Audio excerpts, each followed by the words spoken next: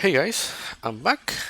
So let's close this and let's actually go to our main.js and let's add the delete. Okay, so I'm just looking for that. Okay, so we need to check. We already have the delete button here. I think we did. Okay, delete button on line 24. So let's go all the way to the bottom. Okay, here on line 333. So we need to check something to be able to delete. Since we're sharing, as I explained before, the main JS, we need to check if this document, if this HTML has what we want. So we're going to check for the delete button. It's not equals to null. And okay, let me just, okay, was something on the way. So delete button that we add an event listener, click, we create a new async function. So remember that this is going to allow us to wait for some things to happen so we can react to that. So constant, again, we're going to do the same thing.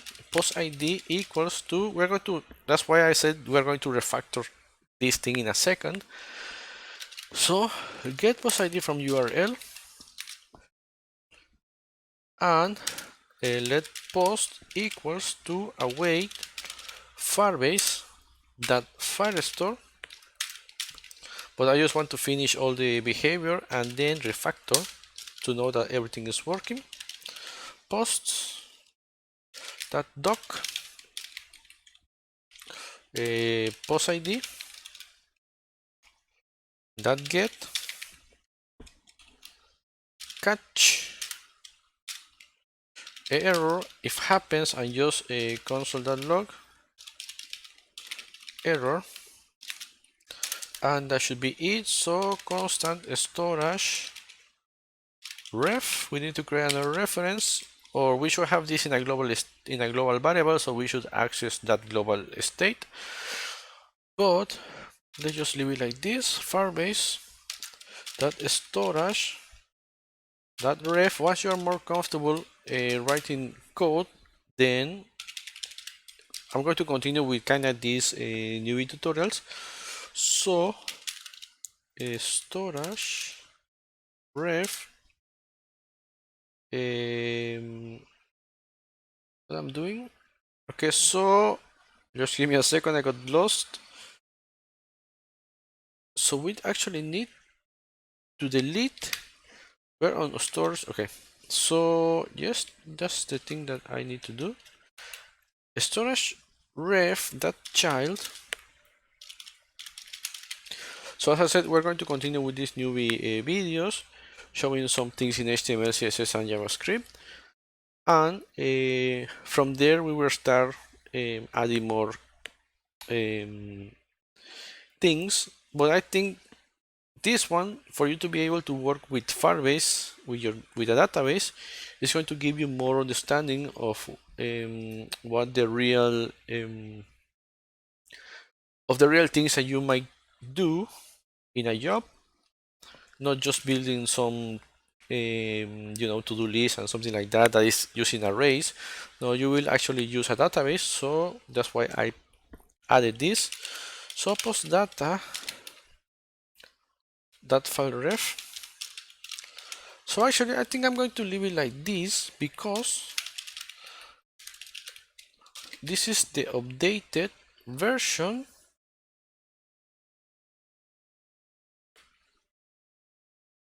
No, I think I'm going to change it. Yeah, it should work when I change it. Okay, so catch error, lol error, and just console.log the error. Sometimes I cannot type the error, and await Firebase that firestore.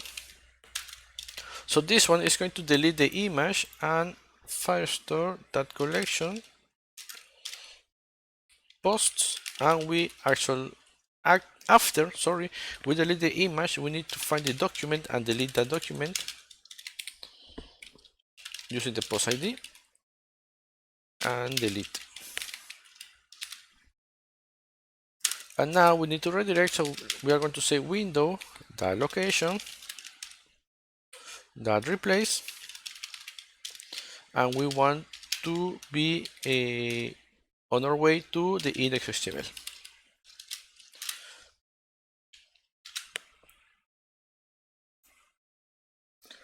So now if we select one, let's say we want to delete this one. Okay, let's hit F12 to open this. Okay, we see no errors. So if we delete, okay, Firebase storage ref is not a function.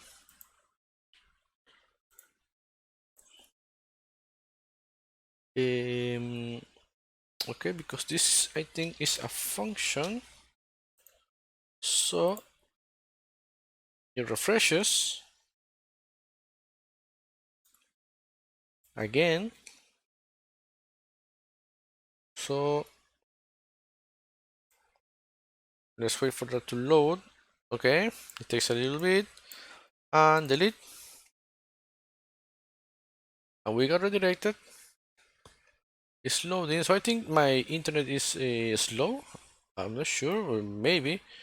So you can see we only have 5, and we should have that open. Yep, 1 2 3 4 5. Okay, and we go to storage, and we should see only 5. 1 2 3 4 5. Okay, so that's working. We can delete another one if you want. So let's delete this one. Delete.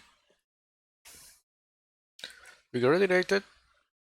Okay, remember that the background image is coming from another site, so that's why it's taking that long. And we have only 4. So let's go back here, and if we refresh,